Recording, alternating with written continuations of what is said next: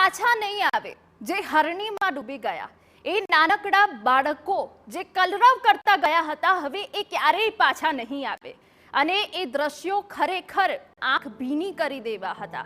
ભૂલકા ક્યારેય ન ભૂલાય તેવી ખોટ મૂકતા ગયા છે. આ મૃતકોમાં 10 વર્ષનો વિશ્વા પણ હતો, જેની કિશનવાડી વિસ્તારમાં સ્મશાન યાત્રા નીકળી. મોટી સંખ્યામાં લોકો હાજર હતા. સૌના ચહેરા પર ગમગીની સાથે ન્યાયની તીવ્ર માંગ છે. પરિવારના મહિલાઓનું હૈયાફાટ રુદન કોઈ પણ કઠણ કાળજાના વ્યક્તિને પીગળાવી દે તેવું છે. આક્રંદ એટલા માટે છે, નાનકડા વિશ્વાનો કોઈ જ ગુનો ન હતો, છતાં તેનો જીવ ગયો. તે તો પિકનિક માટે ગયો હતો, કેટલો ખુશખુશાલ હતો અને હવે સાવ શાંત પડી ગયો. હંમેશા માટે ક્યારેય ન પૂરી શકાય તેવી ખોટ અને હૃદય ચીરી નાખે તેવો સુનકાર વિશ્વા મૂકી ગયો.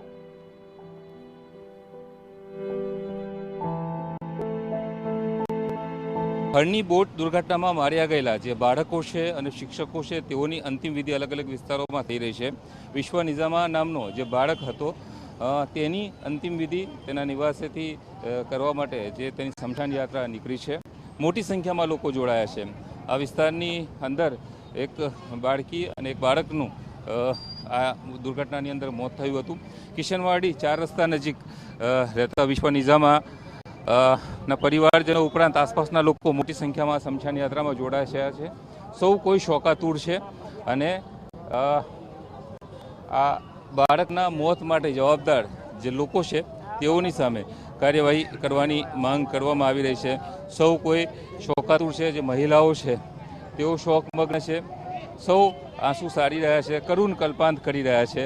એ બાળકના જે પરિવારજનો છે તેઓ અને જે સૌ કોઈ છે બાળકના મોત માટે જે જવાબદાર લોકો છે તેઓની સામે કાર્યવાહી થવી જોઈએ.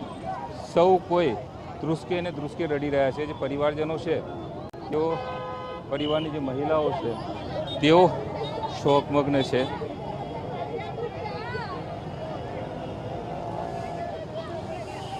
પોતાના બાળકના મોત માટે જવાબદાર જે લોકો છે તેઓની સામે કાર્યવાહી કરવાની માંગ કરી રહી છે. શું કાર્યવાહી થવી જોઈએ? આ લોકોની સામે થવી જ જોઈએ ને. શું થવી જોઈએ? શું માંગણી છે આપણી? કઈ માંગણી નહીં. શું કરવાનું આવે? છોકરા જતા રહ્યા છે, સ્કૂલ બુલ બધું બંધ થઈ જવું જોઈએ. છોકરાઓ જતા રહ્યા, હવે જે આ મોત માટે જવાબદાર છે તેઓની સામે કડક કાર્યવાહી થવી જોઈએ. સમગ્ર વિસ્તારની અંદર જે મોટી સંખ્યામાં જે મહિલાઓ છે તે એકત્રિત છે. સૌના આંખોમાંથી આંસુ પડી રહ્યા છે અને આ એક આંસુની કિંમત જે જવાબદારો છે તેઓને ચૂકવવી પડશે અને તે જે સરકાર છે તેઓએ આવા જે ગરીબ લોકો છે તેઓની આંખોમાં આંસુ લાવનાર જે ગુનેગારો છે તેઓની સામે કડકમાં કડક કાર્યવાહી કરવાની જરૂર છે.